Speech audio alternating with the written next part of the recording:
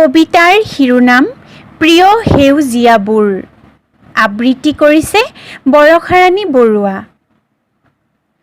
প্ৰিয় সেউজীয়াবোৰ আৰু কেতিয়াও নাহে চাগে উভতি, পুনৰ এখন ধুনীয়া ধৰণী গঢ়িবলৈ এতিয়া কেৱল সেন্দুৰীয়া হৃদয়ৰ হাত পৰা অনুভূতি আৰু নিসংগতাৰ এটি আন্ধাৰ কোঠাৰ যথেষ্ট।